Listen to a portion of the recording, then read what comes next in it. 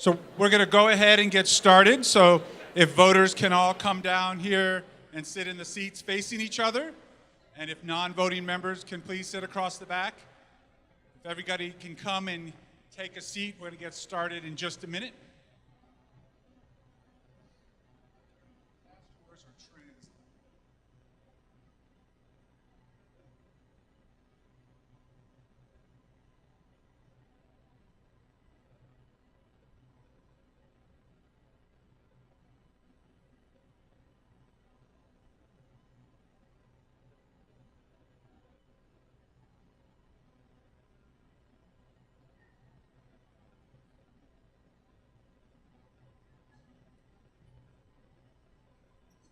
All right, good evening, everybody.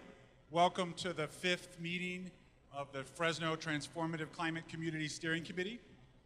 Before we get started with business, I want to ask our 2 interpreters to come to the front of the room and introduce themselves and make sure that everybody and anybody who would like interpretation has access. Muy buenas noches a todos. Si alguien necesita traducción en español, sí tenemos dispositivos disponibles para poder facilitar. Good evening to everyone. If anybody brought a guest who speaks Spanish or Hmong and needs translation, we do have equipment available to facilitate. Nhớ chúng ta tao này sẽ đợi cũng bây giờ lo giờ thế này lên thì sao tao mong xài luôn là thằng này lần chỉ cũ nhớ đợi trong tao. So before we get into business tonight, I'd like to invite Pastor Lewis to come up and on behalf of Pastor Binion, who's graciously welcomed us into this house of worship, to welcome us. Amen. I pray for a world one day where no one has to be afraid. A world full of the knowledge of peace as the waters cover the sea. As the waters cover the sea. I pray for a world one day where no one has to be afraid. A world full of the knowledge of peace as the waters cover the sea. Piano would go ding. As though, if I was at home, ding. As the waters cover the sea. Good evening, everyone. I am not Pastor Paul Binion. I am not even able to stand in his shoes, but he has graciously given me the opportunity to open up this meeting on tonight and pray for our efforts on this evening as we approach a really monumental time in our city. And so I'm going to read from this scripture, Proverbs 19 and 21, and that it reads like this: it says, many plans are in man's heart. Many plans are in a man's heart, but the counsel of the Lord will stand. And so tonight, as we make critical decisions about the future of our city, as we try to work together and get our questions answered, and as we commiserate over difficult issues in our community, tonight as we come together and really set the tone for years of prosperity in Southwest Fresno and in Chinatown and in our downtown area, amen. Let's pray together and pray that even though we have many plans, we have many hopes, we have many dreams, we're going to trust in the Lord to guide us because the Lord's purpose and the Lord's will stand. Remember where you are. This is the West Side Church of God, pastored by Pastor Paul Binion, and anything you do in here that's foul, I'm going to tell. I'm going to run and I'm going to tell it. Amen. So whatever goes on tonight, what we want to do is we want to respect one another, and we also want to respect this place of worship. Amen. Let's pray together. God, we are grateful for the privilege of life. You have honored us with the privilege of being your children. We thank you, God, for allowing us to be adopted into your family. And so, God, now we come together. We come tonight to make critical decisions about the future of our city. Lord, we thank you for all of those that have worked diligently to make this night possible. We thank you, God, for our leaders, and we pray, God, that you would bless every person in this place. God, we pray that every heart and every mind will come to a place of love and peace, and we pray, God, that you will give us the wisdom to work together in Jesus' name. Bless our community. Bless our city. In Jesus' name we pray. Amen. And now we're going to invite Councilman Oliver Baines to come and have words. Thank you. Thank you, Pastor. And I promise to be brief because we want to get on to the important business we have today. But there are a couple things I do want to say. As I've said a number of times, I was very skeptical about this process and what it would produce. It's very, very difficult to ask citizens to come into the role of policymakers as we did, particularly so many of us, over 160, I think, are going to be voting here tonight. But I want to tell you that I stand here today encouraged by what I've seen in this process. It has been difficult. We have fussed. We have fought with each other. We have cried together. We have been honest. And what I think and what I hope is produced here tonight is something that the entire community can stand behind. This is the moment of truth for Fresno. It really is. This is the most unique process that has ever occurred, possibly in the state of California, as far as inclusivity in policy making. This is a historic moment that we're all participating in right now. And that's not lost on me, and nor should it be lost on you. I think that you all will have some fantastic proposals to choose from. I hope that you all get engaged and vote. But I want to absolutely take this moment and mark the historicity of what we're doing. It's historic for our community. And there are a few things, acknowledgments I want to make before we get on to what we need to do. Throughout this process, and you guys have heard me say that what we've done has never really been done before. It's certainly never been done in Fresno, and I doubt it's been done in California at all. And so we really did make this up as we went along. We weren't sure what was right, what was wrong, and listen, I'll be the first to acknowledge and tell you all that, you know, it wasn't a perfect process. I'm not going to sit here and stand before you and say that it was. We tried to make it as good as we could with what we were doing. We appreciate your indulgence in allowing us to do that, but we know that it wasn't perfect. But it was not without trying to be fully transparent to you all. The effort that we tried to make sure that we represented your interests was done day in and day out, time after time. And I want to take a moment to acknowledge our process team. So what you guys don't know is that after every meeting, and you all see all those plans, and you look at all the stickers, and you look at everything you said, and you look at the final plans that you'll be voted on, there were people every single day that had to come and crunch everything you all told them to make it make sense for this process for your behalf.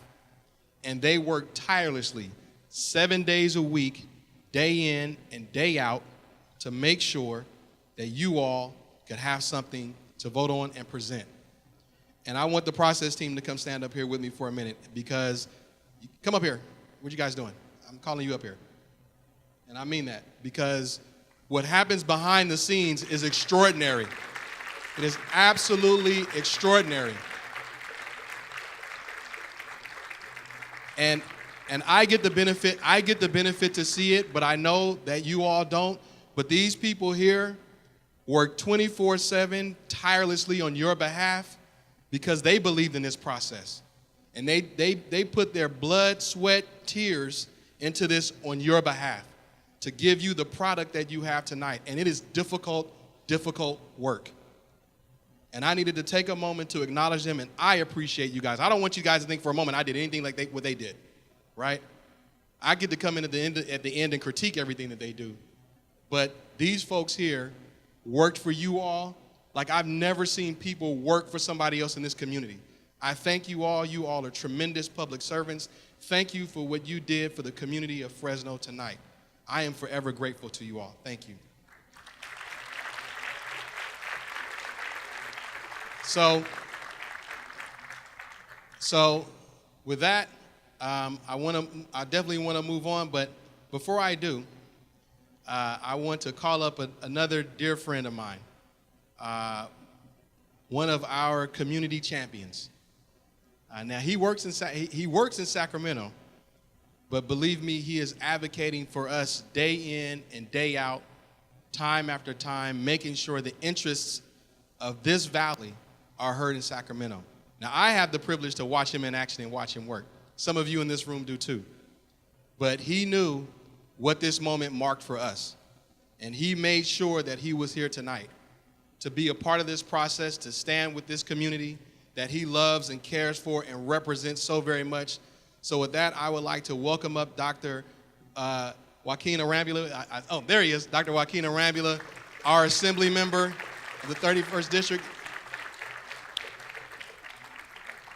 And a very, very dear friend. And before I give it to him, I got to brag on him a little bit, because I can tell you that I know a lot of public officials. And Dr. Arambula, you are one of the finest that I know. You are committed to this community in ways that most people don't understand and realize. And I think I want to take this moment, because I got 300 people in here, I can say that. And I appreciate your service. We appreciate your service to this community. Thank you for being here tonight for this historic moment.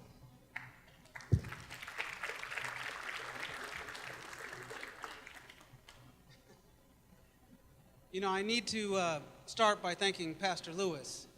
I did not know that you had such a beautiful voice, and you know, we're here again in Pastor Binion's house, and Pastor Kreiner has helped our conversation to move along as well.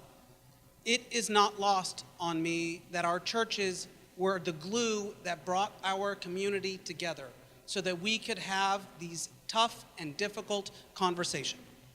And so I find that this is a fitting place for our community to come together and decide what our future will be. Because it is Scripture that teaches us that we must not look to our own interests. We must look to others and figure out how we can help them. Now, I'm thankful for the hard work, the community spirit, the vibrant discussions that we have had throughout this entire process. But I have learned something when I am in Sacramento, which is that I need to listen much more than I do speak.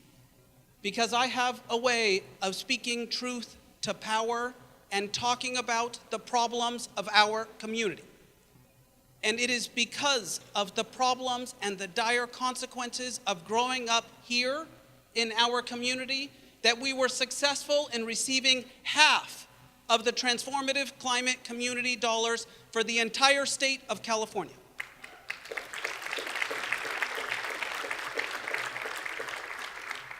Now, what I have listened and heard from you loud and clear is that we have needs.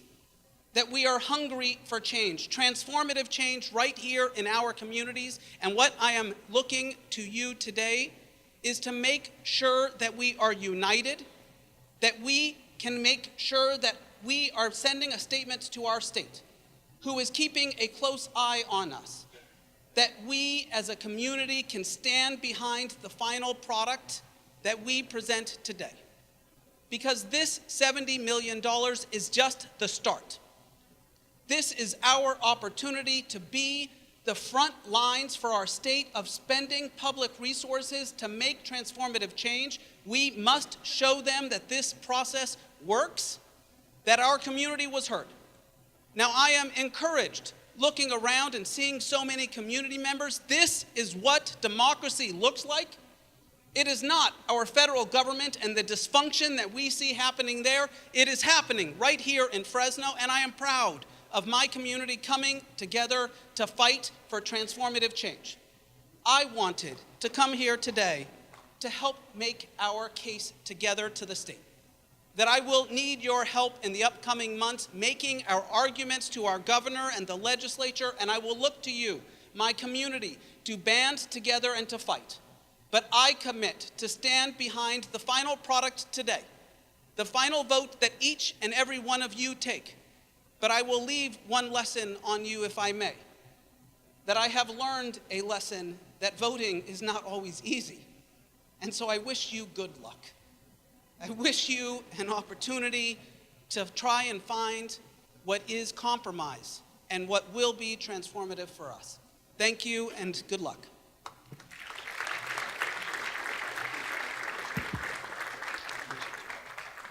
All right, there. Now listen, I looked around the room and someone was not sitting in my eyesight, but a colleague of mine that I've got to call up here. Come on, Councilmember Soria. You know, Councilmember Soria, I think, has been to every meeting. Maybe she missed one, maybe, I don't know, but maybe one. I think she's been to every meeting, so I want to definitely give her a moment to make some remarks on the historic nature of what we're doing tonight. But you all need to know that although Councilmember Soria's community didn't necessarily get included in the TCC opportunity, she was so committed to this process for Fresno that she did not want to miss out on any of these meetings, and she stayed involved, she stayed engaged. We shared our ideas, and Councilmember Soria is as committed to all of you as I am, because she's committed to Fresno and she's committed to this community. Councilmember, thank you for being a part of this process, and I'd like to offer you a few words. Thank you, Oliver, for those words. I just want to really thank everyone for the involvement that you guys have put into this process. I think that it's remarkable and historic what you guys are all doing, what we are all doing together here in the city of Fresno. For the first time in history, this city is seeing investments that we've never seen before that are so needed, and I think that we have an opportunity to demonstrate to our state, to our leaders, that we can get it done and that we can continue working together to receive additional dollars so that we make the appropriate investments to communities that have been left behind historically. And so I'm just very proud of everyone that has been involved. I know that you guys have taken a lot of time out of your days to be here, and so it is just a remarkable feeling for me just to come and witness every single day what people are talking about. It was important for me to be here so that when I get to vote on this, from the dais, I know exactly what happened. No one has to give me a summary or a briefing of what happened. For me, it was important to be here to witness what all of you have been working on very hard to accomplish. So again, congratulations on what you guys will vote on today, and just let's continue working, making sure that we support our leaders like our assembly members so that we continue to reap the benefits from having great leadership so that we continue to see dollars come to Fresno. Thank you. Thank you, Councilwoman. So one last thank you before we jump into work, and it's not a person, it's a group of people on Monday night were smarter than the process team, clearer on what needed to be done, and made a really good decision. And that was that the steering committee voted at the last meeting to have an extra meeting on Monday. And that meeting was really critical to getting where we are tonight. So I just want to thank the steering committee members for your collective wisdom to decide last week to have the Monday meeting, because I think we're going to succeed tonight, and it wouldn't have happened if we didn't have the Monday meeting and we didn't do all the work to get ready for that. And so really it's your decision last week that's going to lead us to success tonight. So thank you to steering committee members. Appreciate it. So with that, we want to jump right into work. Tonight, our agenda is 3 straightforward pieces. First, in a moment, I want to just briefly recount our procedures of voting and debate. Then we're going to have presentations of the alternatives to be considered. Then the voting members of our steering committee, sitting up here in the facing rows, will discuss and debate those alternatives, and then we'll vote. Now, as we go, there's obviously some sub-steps in there, and we'll be very careful to explain and to answer questions as we go, but fundamentally, it's share proposals, consider them and debate them as voting members, and then vote, hopefully vote until we come together with a clear majority and make a selection. So first, very briefly, our procedures. As we have all discussed from the beginning, we make decisions as a group with a 2/3 majority, and that's to make sure that we're really making group decisions. We would never want to have 50% plus want one thing and 49% the other. That's not how we build unity. We've also, as the room reflects, made it clear from the beginning that those who consistently attend become voting members, and thus those sitting in the facing rows are the qualified voters. Those in the other rows are members of the steering committee but not voting members. Tonight, as the voting meeting, we want to focus the work amongst the voting members. And so until time which we realize that voting members have said everything they need to say, tonight we're going to reserve the speaking time for voting members until or and if there's extra time. And then if the voting members want to share the balance of time, that's your decision. But first we want to make sure that no one who has to vote feels like they didn't get a chance to speak or ask their question, because that's our first priority. How we'll vote is, does everyone who's a voting member have your voting card? Okay. When we are ready to vote, we have 2 vote counters, Shantae and Summer. Where are you at? Summer, Shantae. When we do votes, and we're going to do a lot of votes tonight, only votes will count are those with extended elbows. We've had a problem with ear scratching with voting cards and miscounts, so please always hold your vote all the way up and keep it up until I ask you to bring it down. We're probably going to have 7 or 8 different votes tonight, I wouldn't be surprised, so we just want to get really used to it and make it clear. Summer and Shantae will always count everybody, compare their number, make sure it's right, and then report it, vote by vote, on sheets they've prepared, so it's always clear in terms of how we'll vote. Now, importantly, what we're going to vote on, and this is probably going to actually require a first vote, so it's really important that we focus. As we discussed on Monday night, and how many of the folks who are voters were there at the Monday night meeting? Can you raise your hands? Okay, a good number, which is great. Please, if share, as we go, if the voting members who weren't able to attend have extra questions, be resources for each other. We'll try to re-explain everything, but we had a whole 2 hours together on Monday, so probably more information got shared than we can tonight. So at the Monday meeting, 4 proposals were presented, and they will be presented again in a moment. Those are proposals that came out of meeting number 4, and they represented the collective vote of the 17 groups you see across the back of the room. There was a great deal of discussion at the Monday meeting. As I said, it was really critical to our success. And one of the things that came out of that Monday meeting was a lot of discussion amongst community members and community groups about the possibility of an additional alternative or alternatives. So we're definitely going to vote on the 4 alternatives that came out of the 17 groups. That's the process we had coming in.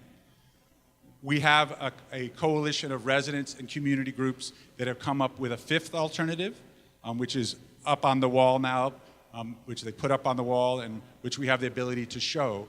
Our recommendation is that we consider that as well, and we have 5 alternatives, but that's a change in our plans, so we want to ask the steering committee as a group, do you want to have the 5th alternative that's come from community process over the last week included, or do you want to just vote on the 4 alternatives that came out of the last meeting? All right, so first I want to ask if anyone has any questions about what I just explained. Then we'll have some time for steering committee members to share any opinions on it, and then we'll vote. And we can probably do this pretty succinctly, but I don't want to just do it without thought. I want to make sure everyone understands what's going on. So any questions about what's being considered? So if everyone will get used to this, so Mike is going to write down speaker names. When you raise your hand, say your name, so Mike can put it on the list, and then we'll always go by the list. So your name, ma'am? Diane, and then, okay, Diane? Okay, and then Kimberly. So go ahead, Diane. Talking about another alternative? We are talking about adding a 5th alternative that was, yes. When are we going to have an ability to see what that is and discuss it openly? Yes, definitely. And so here, right now, the reason why we're not discussing the substances at the moment it's not a question of whether we like the alternative or not. It's the procedural question, are people okay with adding a fifth alternative for consideration? So who's next? Mike? Mike, sorry, Mike, since you're a lefty, I can't see your list. Lucio. Yeah. So the question was, sorry, I missed the first part. Who made up this fifth packet? Yeah, You so said it was resident? they'll certainly get an opportunity to introduce themselves. It's a coalition or collaboration of residents and community organizations from Southwest. Okay, from South. Yep. And they would introduce themselves. And again, right now the question isn't the substance, it's whether we want to allow an additional alternative to come in. Sorry, the only reason I brought it up, Yep. just to make sure that this is, I just want to know if this was created by residents of West Fresno. And so, yes, it is. Yes. Number 5 is created. Yep. Good question. And Mike, if you don't mind standing a little back from your list so then I can see it. So who's next? Huh? Kimberly? Oh, that's Kimberly. So I think we just missed someone on the list. We'll come back to you. Go ahead, Kimberly. Okay, so being that we're at an open point right now, one of my other concerns. Oh, Kimberly, we're not at an open point. We're not? No, we're at the point of I know. just deciding this one question.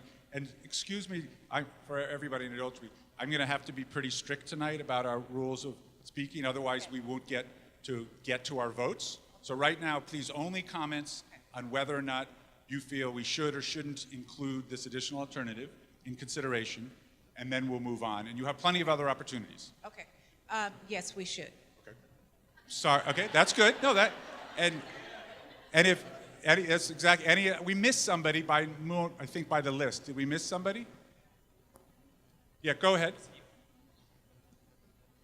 I just wanted to get clarification that the next vote is just to vote if whether proposal number 5 will be considered. So Considered, yes, that's and very what I good wanted question. to It's just to vote whether we should include it. That's why we're not talking about the substance, whether we want to alter our procedure and allow this additional alternative to be considered.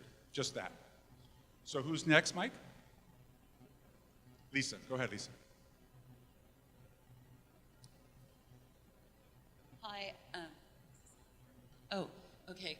I'm for actually seeing what the West Side has to offer in their Plan 5, and I actually would like to see that be the first proposal that this group gets to vote on, because that actually came from the community and wasn't interjected by anybody else. It comes from the most basic grassroots group possible. So get any other comments, not on the substance, but on the procedure? Okay, so we've got, say your name. Kathy from Chinatown. Why can't another proposal then that kind of gleans the best out of all of them that we've talked about come up for tonight's discussion, say an alternative 6? So I think if the steering committee wanted to, we could also vote on that. First, I'd like to vote on whether or not to include this proposal that has come up. And so this is you should all, why don't you please pass a mic to Lisa? Okay. I'm sorry. So just to be clear, to make sure that, Kathy asked, could there be a 6th proposal? And I think that would be a question to the steering committee, but I want to make sure we take it one step at a time. So first, in a moment, we should probably vote on whether or not to include the 5th, because that seems like so far there's no voice against it. So let me just ask, is there anybody who would like to speak against including the 5th proposal? Well, no, so I'm not asking about whether we're going to vote for it. It's just whether we're going to consider it. That's why we don't want to talk about the substance. So let's vote on the procedural question. So the procedural, do you want to speak against including it? Yeah, but I think since we've had, again, to preserve our time, as we're starting to act as a legislature, a simple question about the procedure. I have a question. Okay. So, speaking against it, you asked me that. So, if everyone else followed a process and a protocol to get to this point, we got a chance to see these packages before we vote on them. It seems to blindly accept another application before seeing the contents of it is not going within the vein of transparency that we've gone through with these others. Okay. So again, and we're getting used to this. This is what we're going to do all night. We're acting as an assembly now. So people will make comments, pro or con, and that's good because then we're going to vote. And I think we want to preserve our time for when there's comments that would actually change how people are going to vote. So are there any other comments against accepting this proposal? Because if not, I want to go ahead and call for a vote because we want to preserve our time. Any other comments against? So we're not, I'm sorry, I don't want to start to go into the substance of the proposal because, yeah, but again, okay, yeah. So again, let's go ahead and take a vote because we had to be clear on it's not whether we like it or don't like this proposal, it's whether we want to accept including it. So what we're voting on right now, Shantae and Summer, are you ready? Okay. Do you have a question about what we're voting on? Okay. So I know you don't want to speak to the substance of the proposal, and that's all right, but it sounds like people could use some clarification on the background on how the proposal came to be in the first place. Could you share it? Because my understanding is it was really a grassroots process with West Fresno residents. Go ahead. But if somebody want to speak to that so briefly, and again, let's not get ahead of ourselves, because I think people already know what they want to do, so then we should just vote and move on, right? Yeah.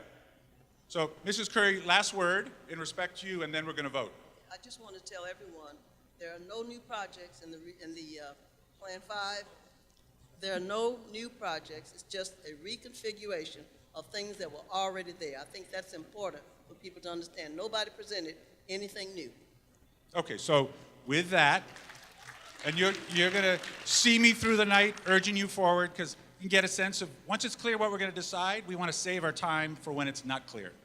Okay, so now in a moment I'm going to ask for yay votes. Those are people who want to include the fifth proposal in consideration.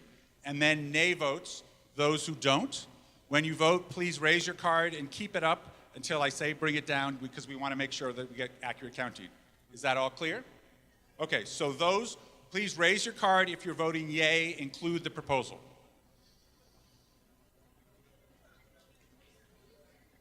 Okay. So, yep. So I think we can, to save ourselves time, this is clearly 2/3 of the group. Does anyone object to noting that? Okay, cool. Okay, so now it's clear we have a fifth proposal on the list. What we want to do now is move to presenting those 5 proposals. Danielle is going to start by presenting the structure that was first developed to capture all 17, and that Mrs. Curry and others have actually followed that same structure in developing a new configuration. So Danielle's first just going to cover the structure. Then she's going to present the 4 proposals that were presented on Monday, and Danielle is going to explain why one would vote for each of them. She's not in favor or against any of them, but her job is to make the case for all of them. And then, Mrs. Curry, I don't know, are you and Pastor Lewis going to speak to number 5? And then Mrs. Curry and Pastor Lewis will speak to number 5. Then we'll have 20 minutes for discussion amongst members as to which one they favor. And then we'll start our voting process, okay? Thank you, Steve. Hello, everyone. Good evening. Of course.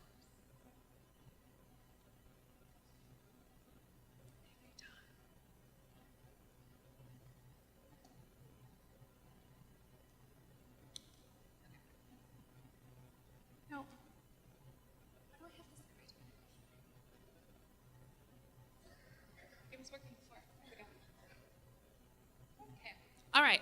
So I'm going to walk you all through a background on the structure of the packages first. For those of you who are at the Monday meeting, this shouldn't be a surprise, but for those of you who weren't, this will be new to you. So everyone on their chair should have a handout that has a couple of things. It has the list of all of the projects ranked, and it also has each of the 4 scenarios. You can kind of walk through in your handout what I'm about to talk you through, okay? All right. So let's talk through the packaging process. So last Wednesday, here at your last steering committee meeting, you all sat in 17 groups, put together the maps and the handwritten list that you see on the back wall. What we did after your last steering committee meeting over the weekend was we took each map and each handwritten list, and we put them all in a spreadsheet, and we documented how many times each project showed up in each group. And then we created a spreadsheet, went through the numbers, and we created a list, the ranked list that you see on your list of ranked projects, and that's how many times each project showed up in a small group. Now, for those of you who might have done some counting, you might say, well, you know, there was more projects on Group 8's map than were on their list. And we noticed that as well. And what we also noticed is that the list seemed to be the more adherent to $70 million and what would actually get to $70 million in the map. So we went with the numbers on the lists. So every list is where those numbers come from. There was one group last week that didn't have a list, and so for that group, we went with the map. So that's where the ranked list comes from. So then after we developed the ranking, then we went through and started to create the structure of the package. And so our approach was this. We took roughly half of the funding, so it was around $36 million, and said, what projects do we fit within roughly half of the funding? And there were 11 projects that fit, the 11 most popular projects that fit in that $36 million range. And we decided to say every package, every alternative will all include the most popular projects based on half of the funding. And so those are the top 11 projects. The other part of each package includes what we call the guidelines. So as you all know from the last meeting and other meetings, there are provisions in the guidelines that require certain project types within walking distance of the high-speed rail station. So every package includes projects that meet those guidelines. And then the third part of every alternative includes what we call the strategy. And so that was the portion of projects that differentiates between each alternative, and that really determines how each scenario differs from each other, okay? So here's the top 11 projects. We went over these Monday night. They may not be that surprising to you. West Fresno, Fresno City College campus, of course, is the top vote getter, but you see a lot of projects in here that you also may not be too surprised with. The MLK Activity Center street improvements, Chinatown active transportation. There are 2 workforce development projects in here, the EOC project as well as the Voice Gladiator program. You have an urban greening project in the Clean Energy Park and Play, as well as their solar charging stations, Chinatown PBID, and the Clean Shared Mobility Network. So there's your top 11. These projects are in every single package, and they are roughly $36 million total. So then the high-speed rail requirements. And if you look at the guidelines, the section of the guidelines that talks about high-speed rail within Fresno requires that there's a park or open space within walking distance of the high-speed rail station, a complete streets project within walking distance of the high-speed rail station, active transportation, and then multimodal, which is another word for saying that there needs to be bicycle, pedestrian, and transit access to the high-speed rail station, and as well as housing projects all within the station area. So the way that we worked this through is we looked at the list of projects and the ranking, and we chose the top ranked project that met the parks and open space requirement. There were 2. Mariposa Plaza was the top ranked, and also, interestingly, the lower cost of the 2 projects. So we put that one in every single package. And then we also included the high-speed rail station area connectivity project as it met the complete streets portion of the guidelines. Then on top of that, for the housing piece of the guidelines, there were 2 housing projects that were some of the highest ranked of all of the housing projects. There were 10 in total, and these were both in the top 5. I believe they're in the top 4. I think the Chinatown project was ranked number 2 of all the housing projects, and the park at South Fulton was ranked number 4 of all the housing projects. So either of those 2 meet that section of the guidelines as well. Okay, so then the 4 strategies. So scenario 1 is really based on, again, the top 11 that's in every package, the high-speed rail requirements, and then what additional projects, if you just keep going down the list of what we call the favorites, keep going down the ranked list, just keep adding projects until you get to that 77 million number. And I forgot to mention this earlier, but the reason we went for roughly a package around 77 million, because we needed to build in a contingency. The projects that have come through our system are great. They've had some vetting, they've had some due diligence, but There's going to be ongoing refinement of budgets as we move forward. So we need to, as just with any major construction project, you have to build in a 10% contingency at the very least. So we built packages with that contingency in them, which is why you see them roughly around the $77 million number. So that's number one, frequency leaders, the most favorite projects. Scenario 2 is based on maximum affordable housing of all types, both new construction and rehabilitation. Now I'll make a note on scenario 2 in a second. When we get through it, we had a change to that scenario that happened late this afternoon that we'll have to explain verbally because we didn't have time to change all of the handouts for you. Scenario 3 is focused on maximum affordable housing built. That's something we heard in our conversations earlier on in this process through local criteria that folks really wanted to see new affordable housing built. So that third scenario really focuses on that piece, but more on new construction of affordable housing. And then the fourth scenario is based on how do we maximize parks and open space, which is again one of the top priorities we also heard in the local criteria discussion. So those are the four strategies, if you will. I'm going to walk you through each of those. See if I can sell you on any of them. All right, so draft plan 1, you have this in your handout. Again, the top 11 projects are at the top of this page. And then you have the high-speed rail requirement projects, which are Mariposa Plaza, the high-speed rail station area connectivity project, and then the Chinatown housing project, the one proposed by the Housing Authority. And then for the rest of the projects, those are all just the top vote getters in that area. So you have the West Fresno Magnet Core Workforce Housing Project, you have the Annandale Mode Shift Project, Changing Lives with Trees in Southwest Fresno, that's the tree planting project, the Grocery Store Distribution Center and Community Orchard proposed by Fresno Food Commons, and then you have another level training academies community garden. So those again are just going down the ranked list and getting what we can to fit the boundaries of the package. So that is scenario 1. Just do a quick summary by the numbers. In scenario 1, you get 163 total housing units built in that scenario. 99% of those housing units are affordable, 162. In this package, you have $3.8 million spent on workforce training programs. And in this package, you have about $10.7 million spent on urban greening or parks projects, parks, open space, community gardens. So this is plan 1 by the numbers. And here's the map, and the map is also in the back of the room. I believe you have the copy of the map in your handouts.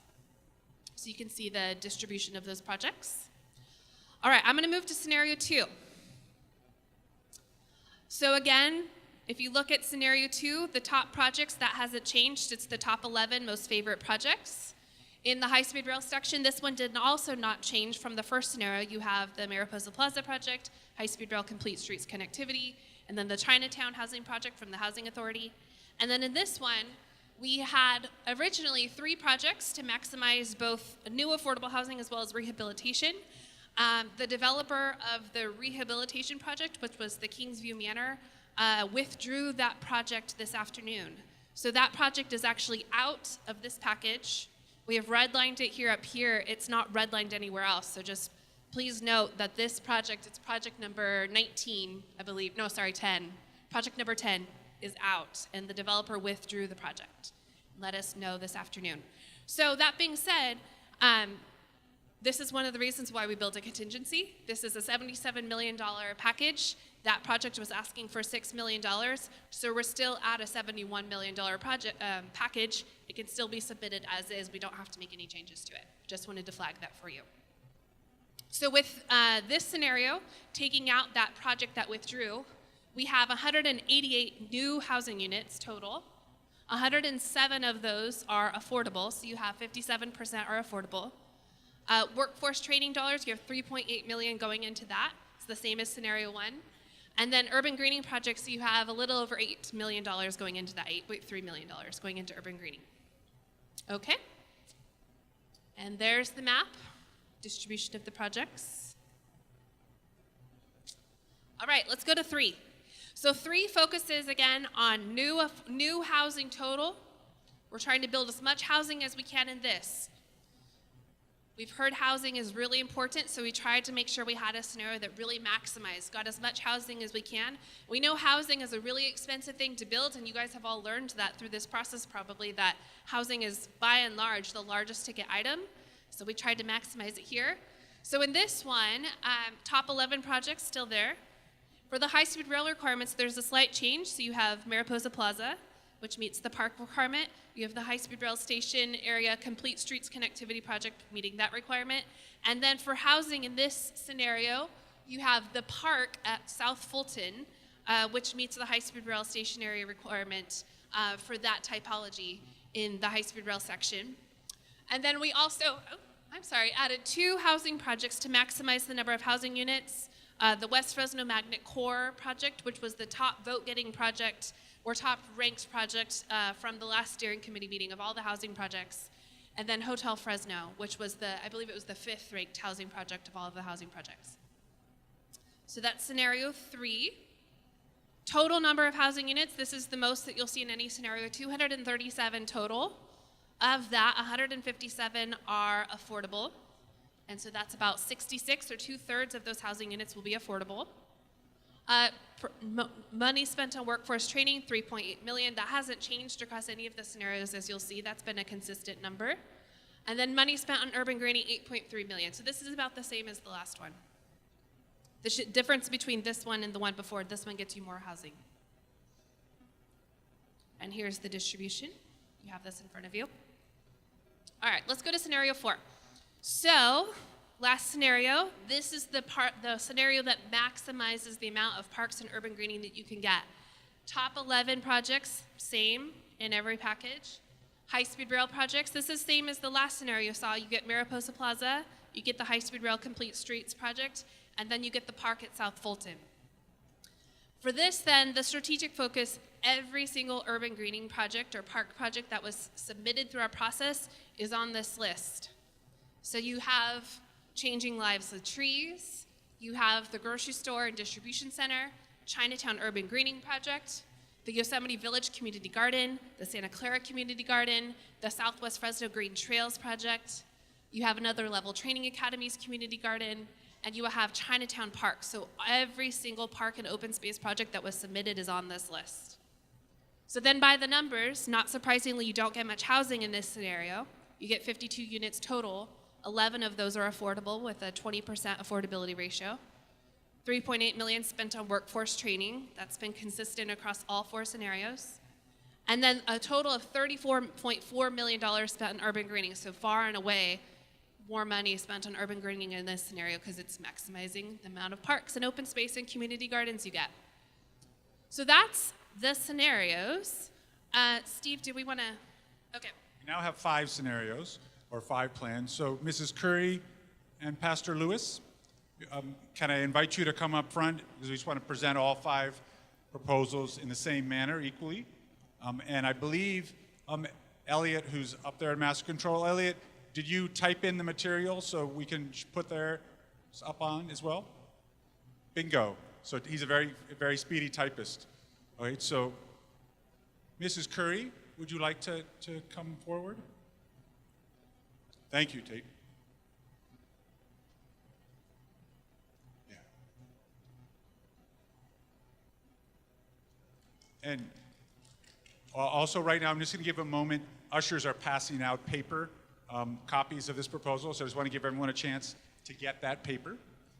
So just and take I'll give you a moment to look at it because you had a moment probably to look at the other ones before we started. And again, we want to have a similar foundation for all the proposals before we move forward. Give them a second to get them. So please give it a read because I know what's up there. Does everyone have one? Anyone missing a number 5? Extra. Anyone missing number 5? Pass them down. Thank you, Kristen.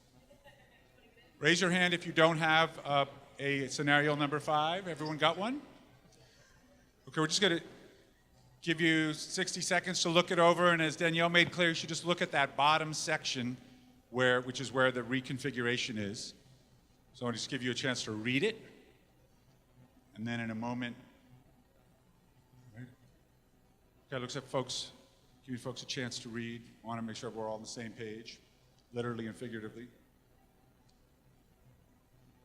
Okay, people put their pencils down on their desks. So, Pastor Lewis and Mrs. Curry, please present your proposal. Thank you very much. We appreciate the opportunity to share with you. And I need to just say that when we met on Monday, it was not to disenfranchise anyone, but to include everyone. And so we felt very much committed to making sure that everyone got some of what they wanted. And so we were also concerned that there were people who were promoting things that they wanted for our community. They didn't know if we wanted it, but they wanted it. So we wanted to be sure that the people who live in the community had some say on what they were going to have in their community. So we've worked, excuse me, we've worked very hard to be sure to be inclusive. And what we've looked at is the fact that nothing in the top tier really changed. And there were no new projects added. It was just a reconfiguration of what was already there. So we just managed it differently and put it in different places. So I would like to share with you the reasoning for why we made some changes. And also we were aware that some groups had met and we had not met, but we felt compelled to do it in the way that we did to be sure that everybody had a say. So we talked about,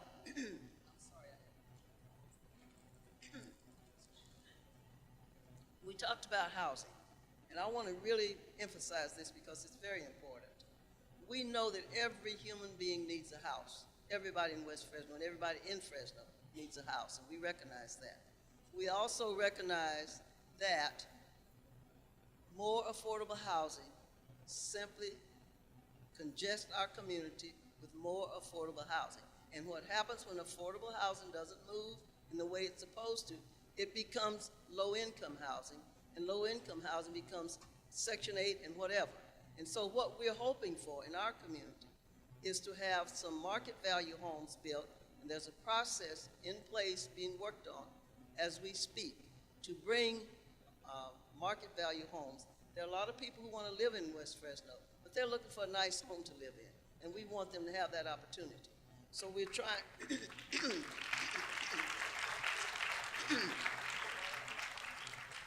we're trying to be sure that that happens, and if we go with affordable housing always, it starts off as affordable housing, but we know in the end it turns into low-income housing. We don't want to impact our community any further with low-income housing. So I think all of Fresno deserves to have some low-income housing, not just West Fresno.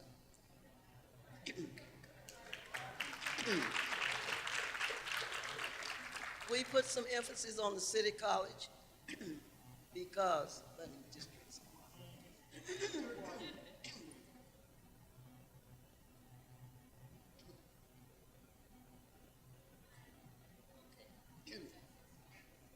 We put some emphasis on City College because what City College will do, it will bring infrastructure, it will bring other amenities, and the people who want retail, they want more grocery stores. When you bring more people, you get higher density, you have more opportunities to get the things you really want. So we want to be sure that we're not just overloading ourselves with low-income housing. Job training is very important because our people need to work. They need to have better incomes. Better incomes calls for more spending calls for more taxes. And the things that build communities, that's what we want.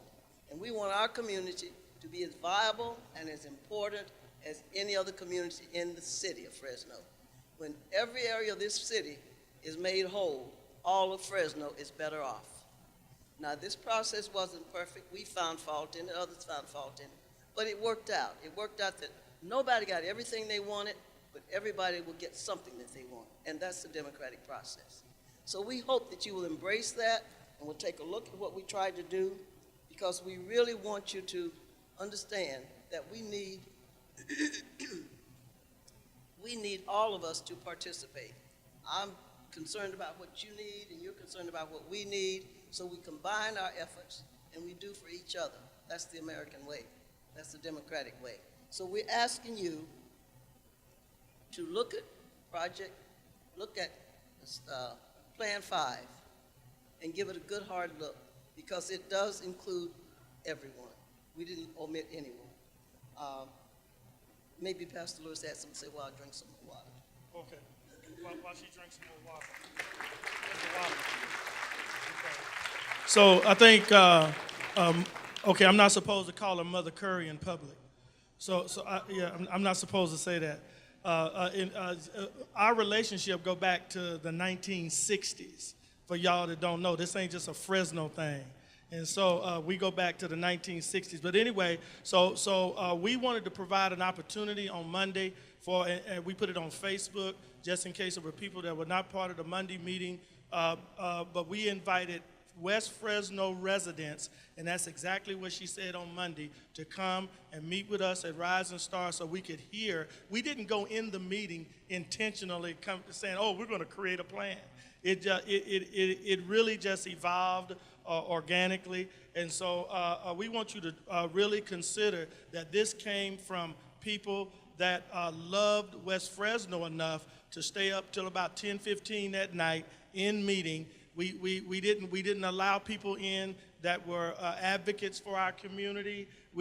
These were residents and people that have history in our community. Now, that being said about Southwest Fresno, we also were very careful, I think as Mother said, we were very careful to not destroy what you have been working on. We were very careful to not eliminate the interest of, say, Chinatown or downtown. And so we've had conversations with people to just reassure them, and I think we got positive responses. You'll be able to deliberate and have conversations with people from Chinatown and from downtown to see how they feel about this plan. But we didn't come in with just a Southwest Fresno emphasis, but we believe that the strategic focus of Plan 5 really is the best focus for our city. Thank you. You want to say the one? I would just like to share one other thing with you. I'm a resident of West Fresno for 60 plus years. I have never lived any place else in West Fresno, in the city of Fresno, except West Fresno. My husband did business in this city, in this area, for 50 plus years. And we have a commitment to this community. I've worked in many task forces, committees, commissions, all on behalf of us. And I know if West Fresno is made whole, all of Fresno is better. So I'm asking you to please give serious consideration to this, because when I moved to Fresno, Fresno Community Hospital was a white frame building. The airport was a redwood building. We lost 2 grocery stores out of West Fresno. Fig Garden really had fig trees where there were figs. That is no longer the case. All of that is gone. But what also happened, West Fresno deteriorated. We lost our grocery stores, we lost businesses, we lost everything. And we have a lot of unpleasant things in our community that we have lived with for years. I have personally, along with many others in this room, worked on the Darling process for 12 years. So my commitment is very strong to this community. And I want you to know I'm not going anywhere. I never wanted to come to Fresno, but I'm here and I made the best. And I made the best of it. I made the best of it. We raised our children here, and I'm proud to be here now. I'm not going anywhere. So we hope you'll give consideration to this. Thank you for listening. Thank you, Mrs. Curry. Thank you, Pastor Lewis.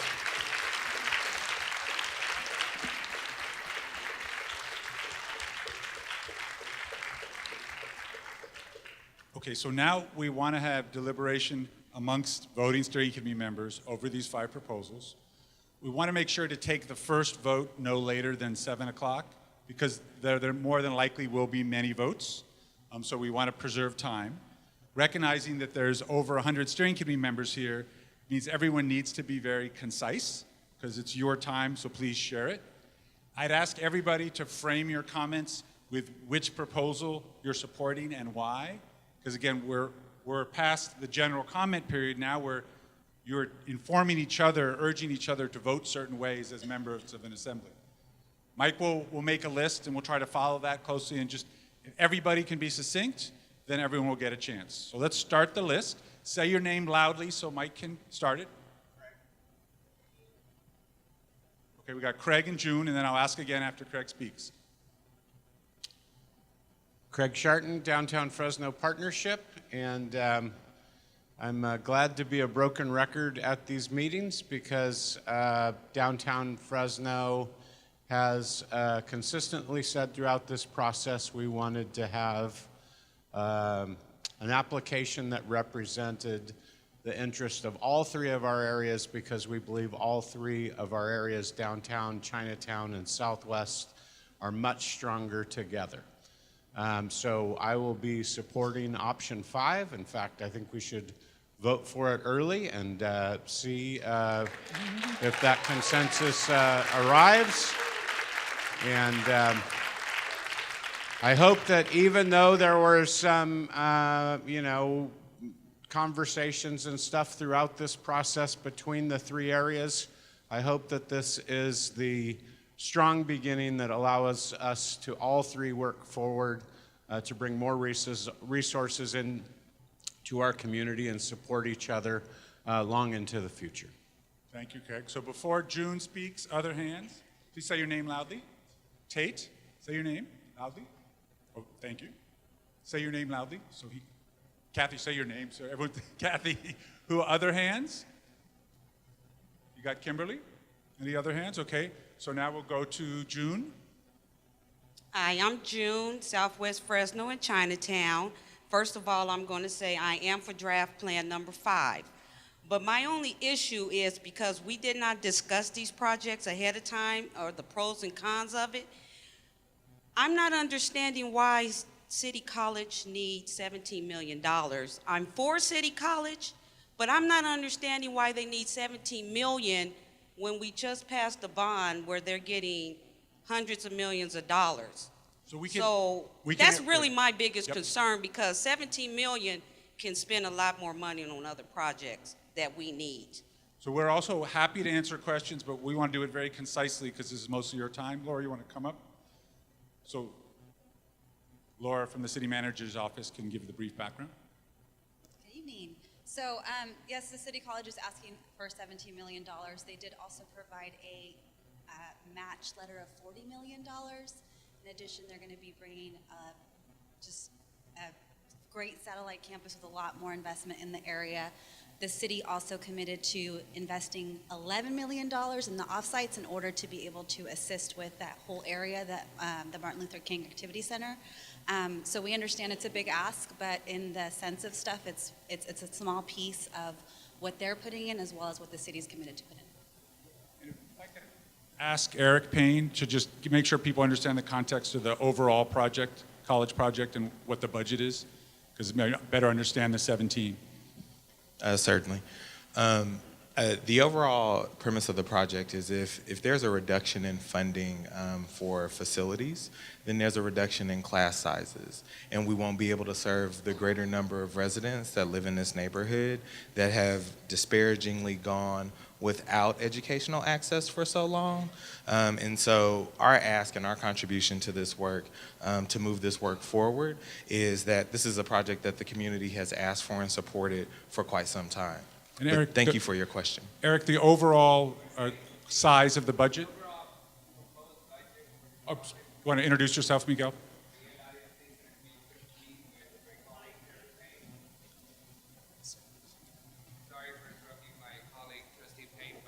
We do a pretty good job of interrupting each other. So to your question, $17 million is a significant ask. However, our commitment to this project is between 80 and 90 million for the full project. So that's the amount. If you, just for comparisons, Gaston Middle School, that's across the street from this proposed area, costed us about 35 million.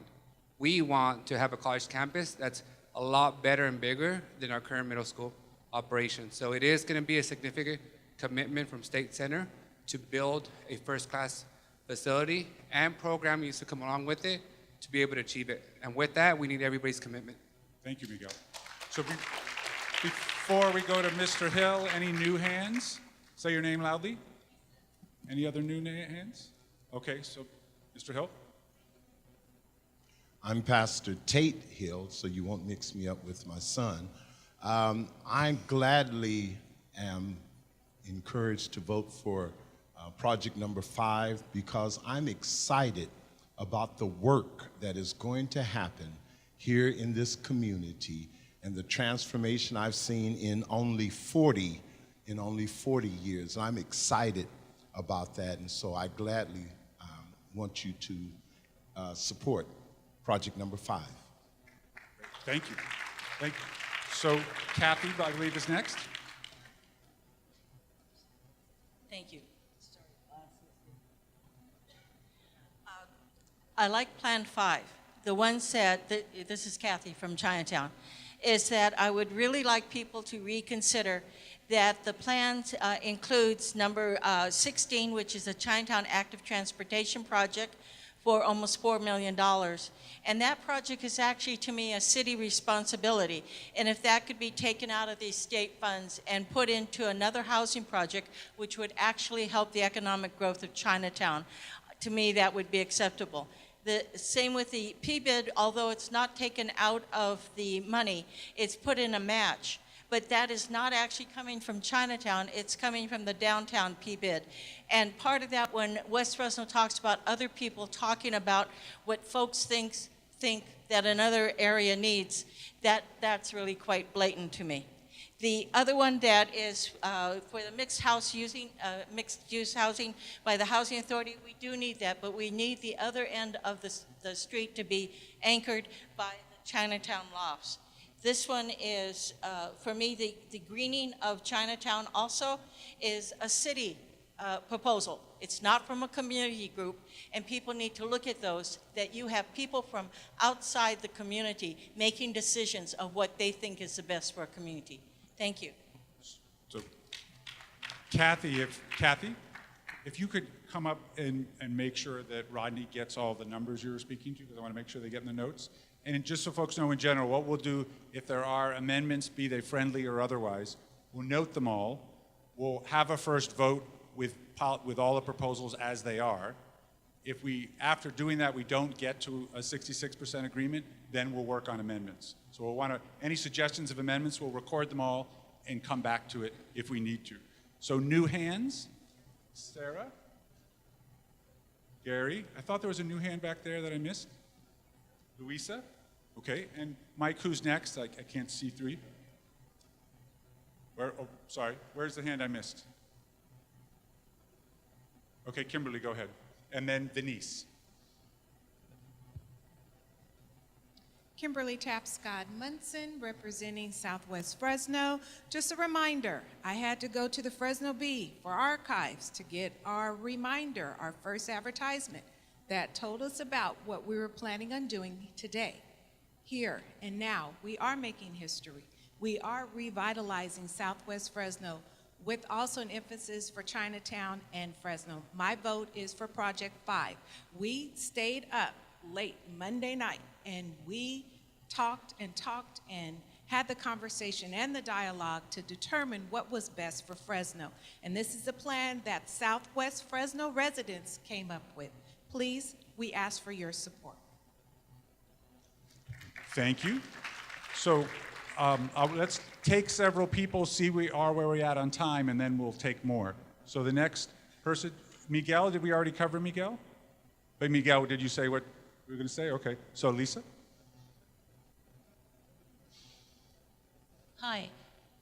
Most of you guys don't know me, but I'm also a retired planner from the state of California, and one of my jobs was actually to do grant reviews. And in my retired professional opinion, I really like number 5. I think that it is incredible.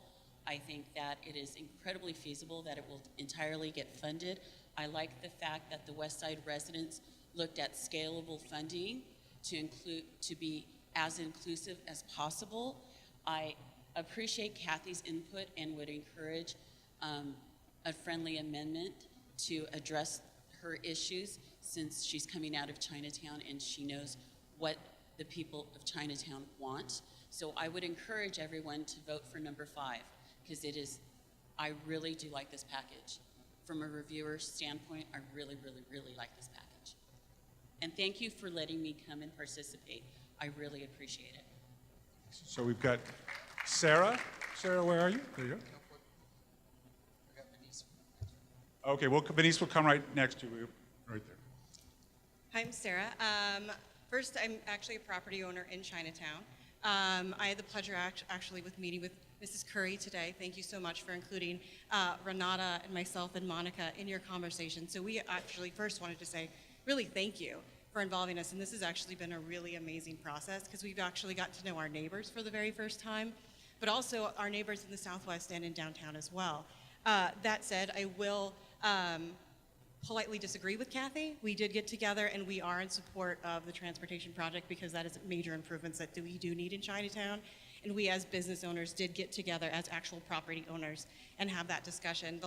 We had it Tuesday, we had it today, and that's what we actually came together and agreed upon. And that's the property owners that are here, Monica, myself, Arthur, and others. So we would like to keep that in personally. It would be really helpful for ourselves. Granted, we're a year into Chinatown, but we're young investors that are all under the age of 40 that really this is our big deal. So we'd really like this. Pardon me, Vanessa, we skipped over you. I support 5, sorry about that. Hi, I'm Venice Curry. I am in support of draft number 5 for the reasons that you've already heard. But I also want to just say thank you to the people who have been working really hard on this that are just our residents, our community members, our families, our moms and dads, our sisters and brothers, who for us are the backbone of the community. And this draft 5 really does represent what neighbors tell us all the time. My organization does a monthly canvas where we talk to residents face to face at their door. And this plan reflects what they have shared with us. The concerns about housing, the concerns about job training, and making sure that our neighborhoods get completed. And what we are trying to do in Southwest Fresno is complete neighborhoods that have been unfinished for decades.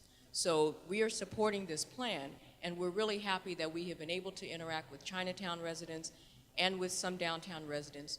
But really, we want to see Fresno made whole. We want it to be healthy, but we also want West Fresno to be healed.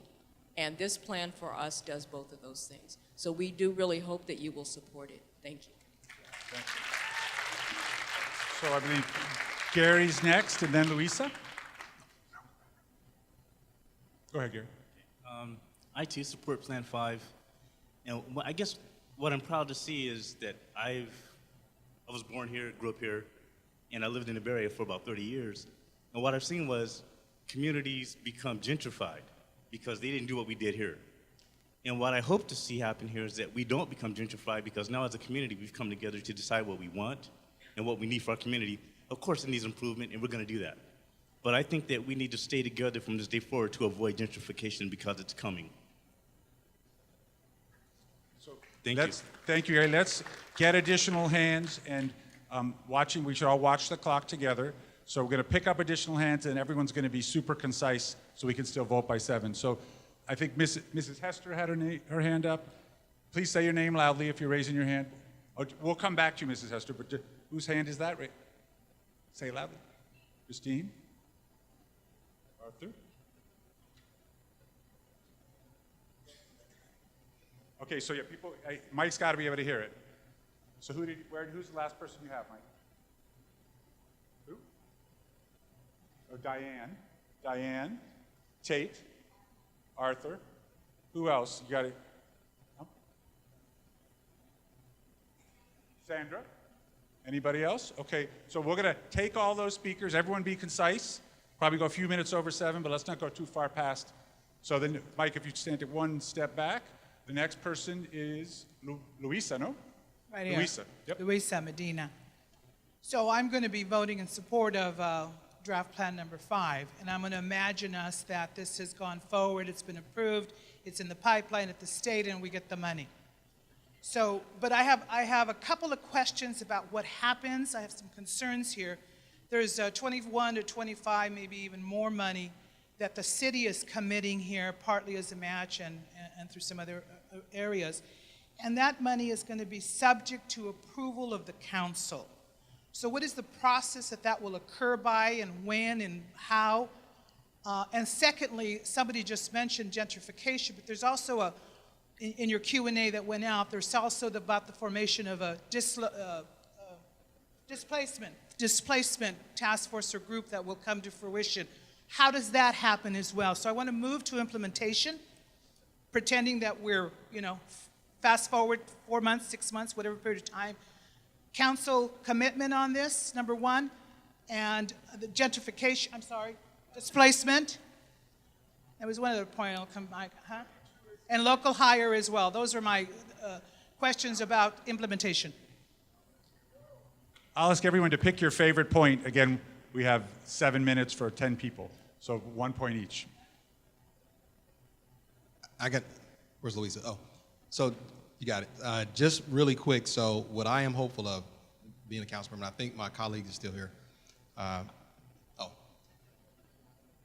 What I am hopeful of is that the community selects a plan resoundingly and gives me the ability to argue to my colleagues the importance of keeping the plan exactly like it is and passing it forward to the state.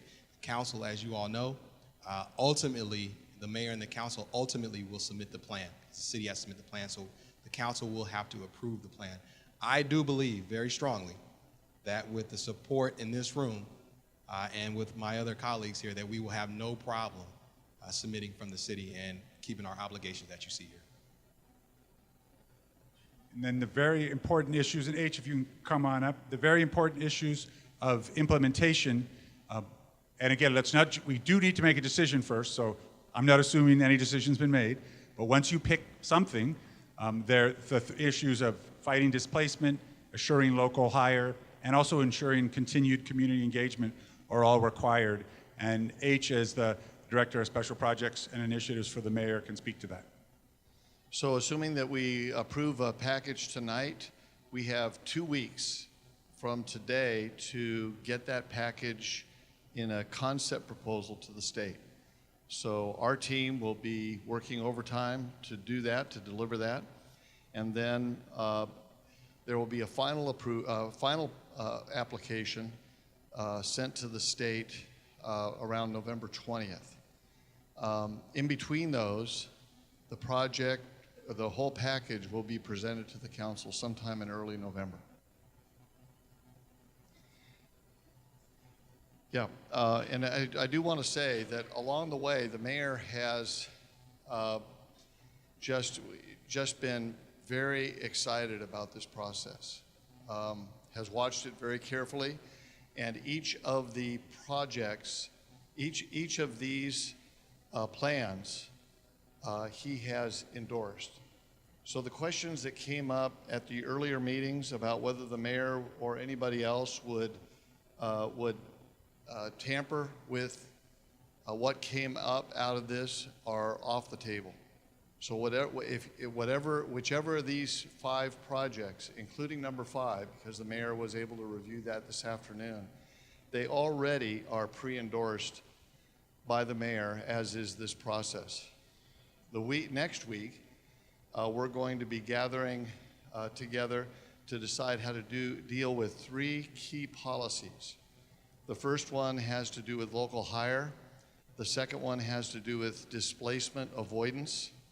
And the third one has to do with a collaborative stakeholder group that will continue on through the implementation process over 3 years of the TCC process. So you'll be hearing more about that. Thank you, H.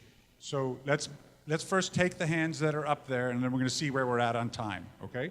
Just because we need to make sure we have adequate time to vote. So next we have Burnett.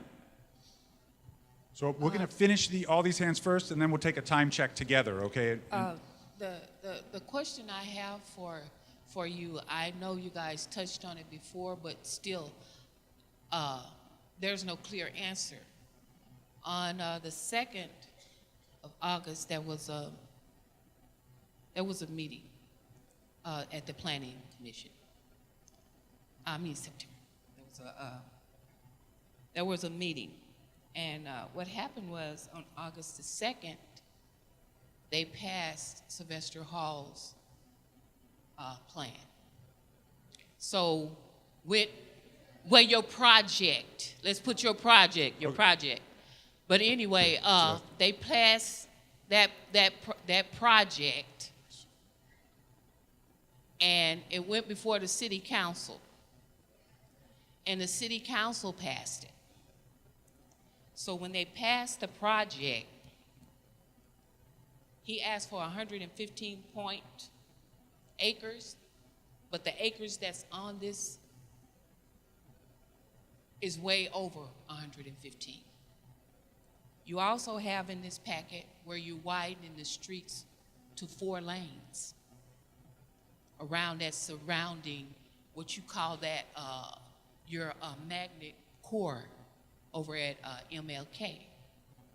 So I'm trying to figure out, and I'm quite sure a lot of you haven't gotten this yet, but that's the thing that the city does. It goes behind the community back and passes projects. Then they have us thinking that we're participating when we're not. So this paperwork right here speaks for itself. Not only did they do that, while they were having this planning commission meeting, during the meeting on the 2nd, they passed the EIR.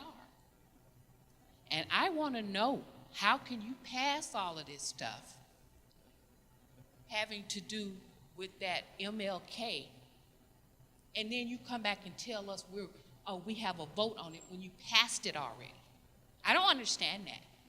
So let me first answer the TCC part of it, and then Sophia, who's one of our city planners, can answer the planning part. So the TCC part is the August 2nd meeting, and anything that was or wasn't approved then doesn't have any implications for TCC. Many of the projects on these lists have gone through various approvals. Some of them, have existed for many years and have gone through entire city processes.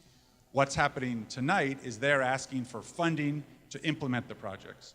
They all had to go through some level of approval, particularly if they involve housing, in order to be eligible to ask for your approval. So tonight, the decision is not yay or nay on their permits or whether they fit the city policies. It's yay or nay on whether you want to spend some of your TCC dollars to support them. Now, in terms of what actually happened on the 2nd, Sophia? Yes, thank you, Steve. I'm Sophia Pagalatis with the Development and Resource Management Department, City of Fresno. And Ms. Harris is correct. The land use entitlements for the Martin Luther King Activity Center project were in fact considered by the Planning Commission on August 2nd and approved by the City Council on August 24th. And the land use and zoning that was approved at that time was absolutely in line with the Southwest Fresno specific plan desires for that site that had been in the works for the last 2 years. And the land upon which this project was proposed was the only land in the Southwest Fresno specific plan area that was not yet annexed. And if it weren't annexed, it wouldn't be eligible for these funds. So that's what occurred on August 2nd Planning Commission, August 24th Council.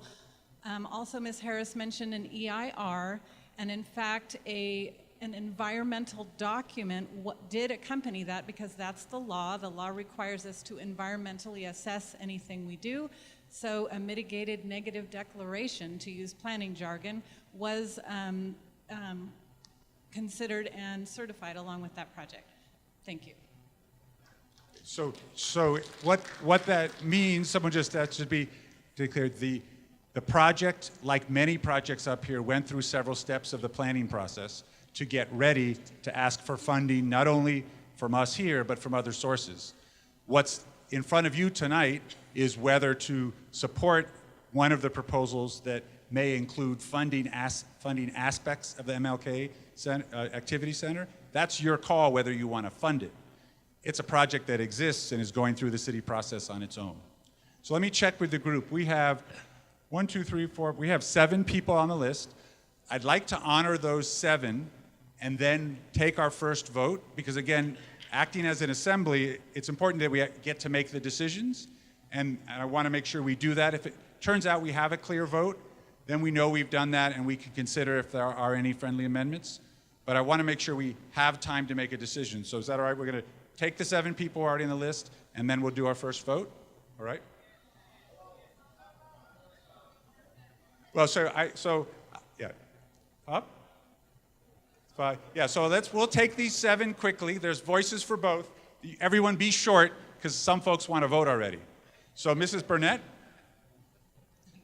No, this is,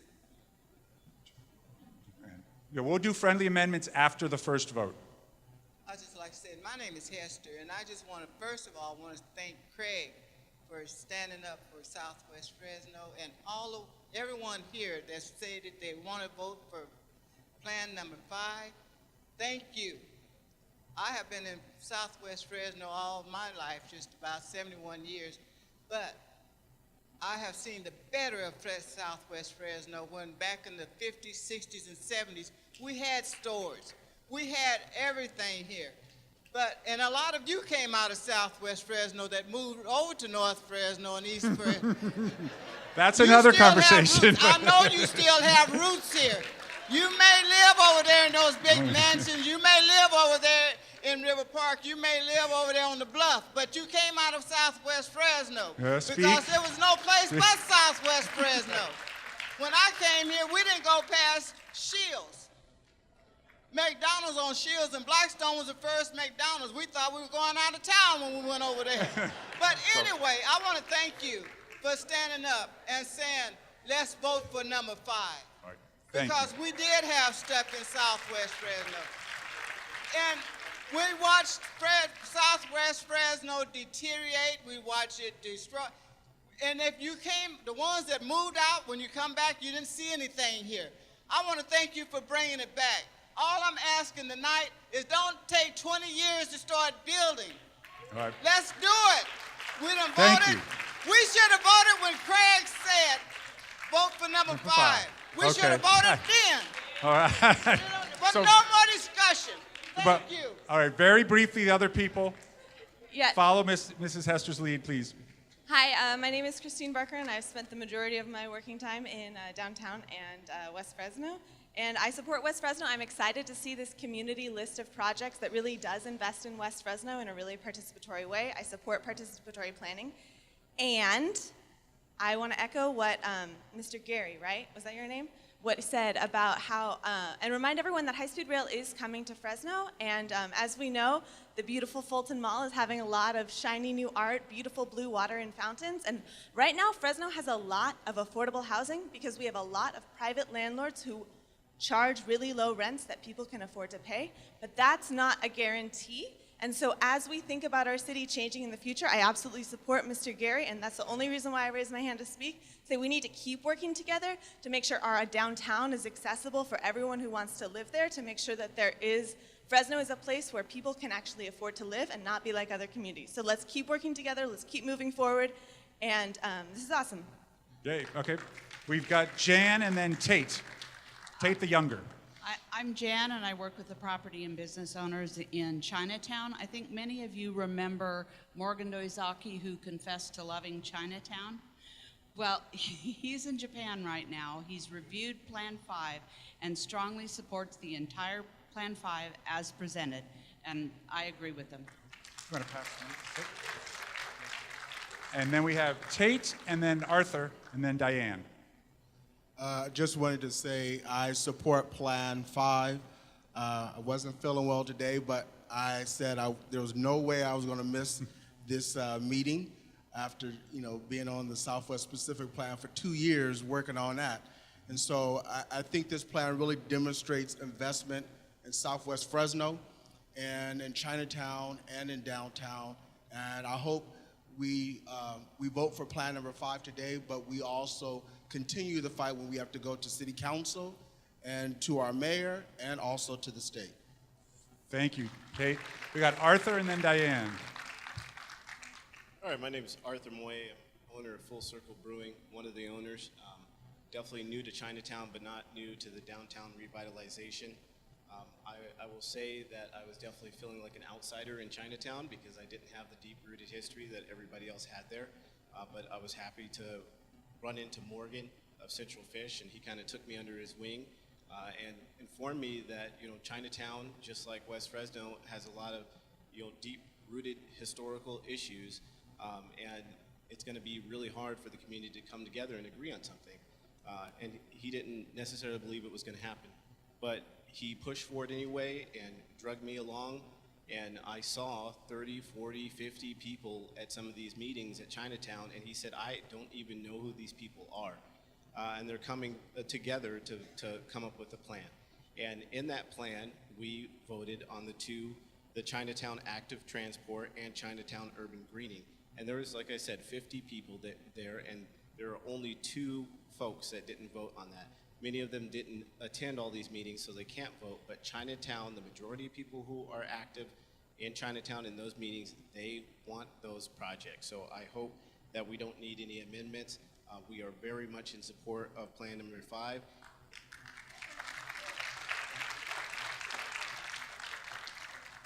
And I'm sure a lot of people realize that Chinatown is a gateway. It's a gateway between the West Fresno and downtown, and it's what's exactly off the 99, and it's what we will be representing for Fresno when people get off that 99 to get on the new, beautiful high-speed rail. So I would say Plan number 5.